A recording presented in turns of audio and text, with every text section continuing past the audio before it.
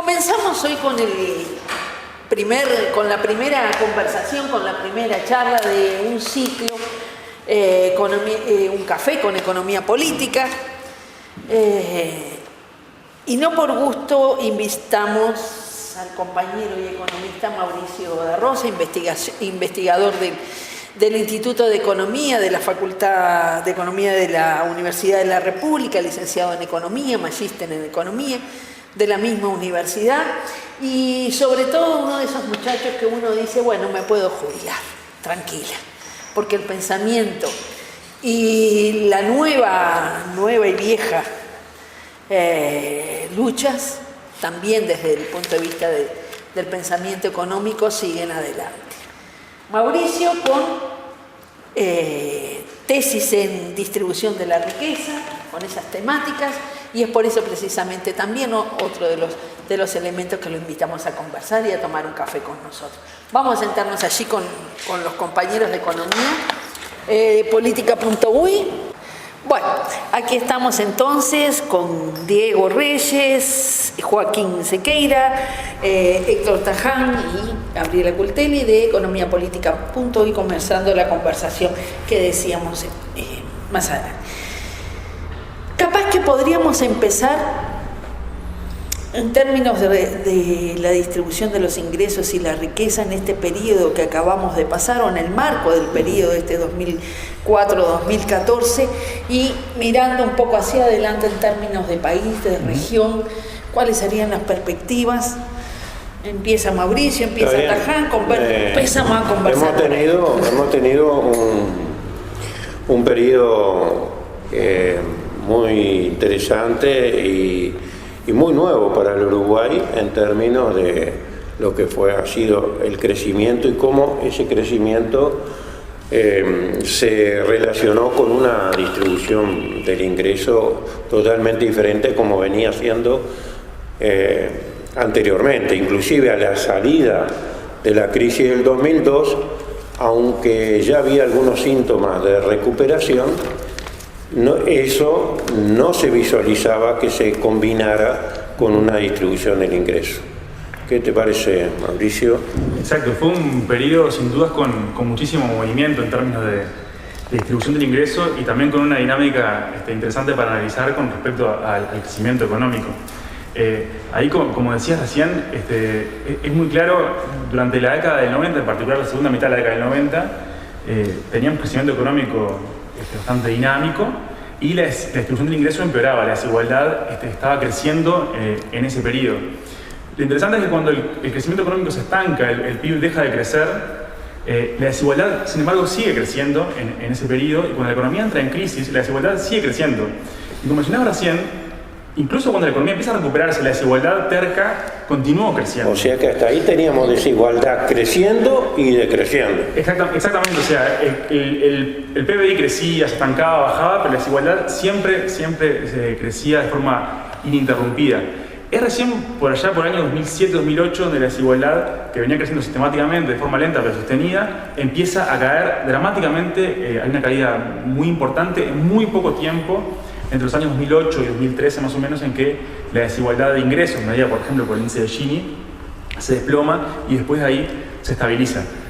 Como para tener una idea como de la magnitud de esta caída, que a veces es difícil entender los indicadores que uno utiliza para medir estas cosas, el índice de Gini, ustedes saben, ¿qué es el índice de Gini? Es un índice que se utiliza habitualmente para medir la desigualdad, es un índice que varía entre 0 y 1.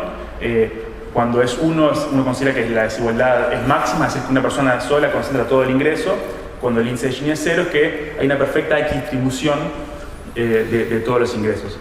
Ese índice de Gini, que yo les decía, venía creciendo sistemáticamente hasta más o menos en 2007-2008, cae 0,07 puntos en ese periodo. Uno dice, bueno, ¿qué es esto? ¿Qué quiere decir esto?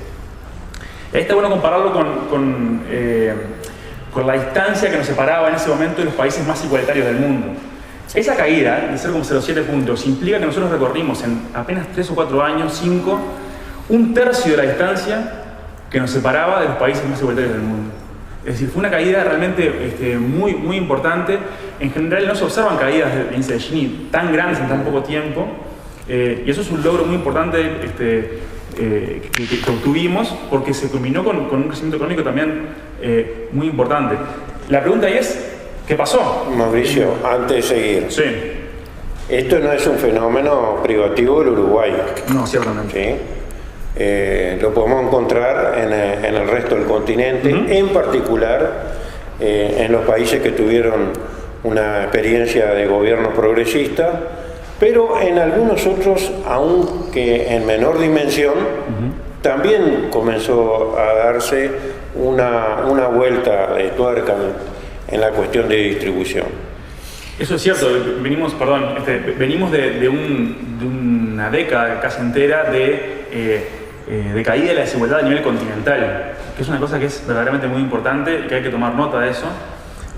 Ahí el problema para entender qué fue lo que pasó es que las realidades nacionales son distintas y no en todos los lugares obedeció a las mismas cuestiones.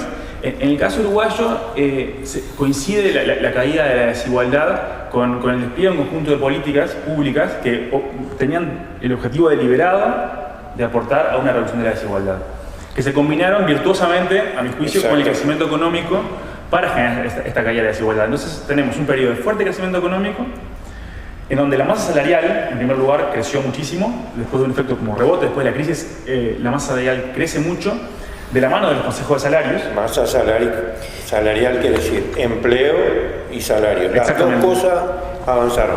De la mano del crecimiento económico y de los consejos de salarios, crece el empleo y crecen las remuneraciones a los trabajadores. Al mismo tiempo, estos consejos de salarios hacen que los ingresos de los trabajadores más desfavorecidos crezcan más rápido que los del resto. Al mismo tiempo, se da una reconfiguración del sistema de transferencias monetarias a los hogares de menores ingresos, que refuerza los ingresos de los hogares más favorecidos. Y al mismo tiempo, y permítame insistir con esto, se desarrolla otra política adicional que es la reforma tributaria, el IRPF, que modera el crecimiento de los ingresos más altos. Entonces fíjense que lo que pasa es que hay un crecimiento de la masa salarial que va al 99% de los hogares uruguayos, ¿sí? Y de las pensiones, las jubilaciones quiero decir, un crecimiento que se da de forma más comprimida.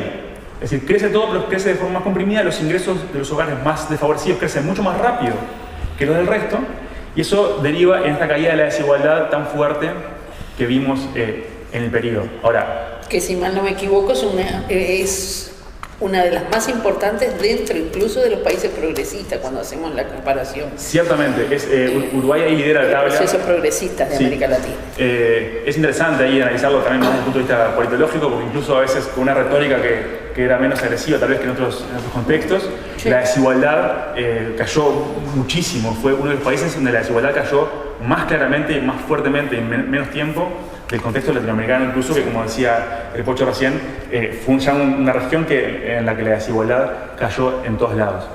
Pero hay que entender una cosa con esto, y es que fíjense que para que cayera la desigualdad así como lo que observamos, tuvieron que pasar al mismo tiempo un conjunto de cosas muy importantes, muy grandes: crecimiento económico, consejos de salarios, una cosa que no mencioné, crecimiento del salario mínimo, que también tuvo un rol muy importante, transferencias monetarias, IRPF. Si estamos hablando de un conjunto, una batería de políticas que se desplegaron y cooperaron todas juntas simultáneamente para generar esta caída de la desigualdad.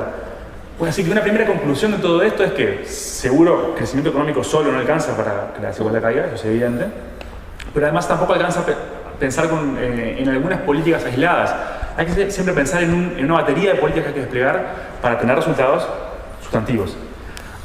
En esta evolución que yo comentaba, de todas formas, hay una señal de alerta por allí, que es que yo dije, bueno, entre 2008 y 2013 la desigualdad cae vertiginosamente. ¿Qué pasa después, cuando en el enlentecimiento económico? Pero ahí se planchó la desigualdad, o sea, el PIB empezó a crecer más lentamente que antes, el crecimiento económico ya no es tan dinámico, pero al mismo tiempo la desigualdad quedó estabilizada.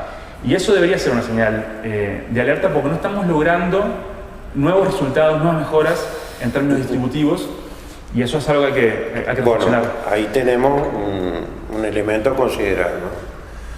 Podríamos decir que la inserción internacional de Uruguay fue un elemento a favor. Una década, 2003, 2013, 2014. Esa fue la década fuerte en términos de demanda internacional y precios internacionales. Y ahí comienza, sobre todo a partir de la segunda oleada, podríamos decir, de la crisis financiera internacional, los precios internacionales de nuestros productos exportables dejan de crecer y la demanda también. Entonces ahí hay menos para distribuir.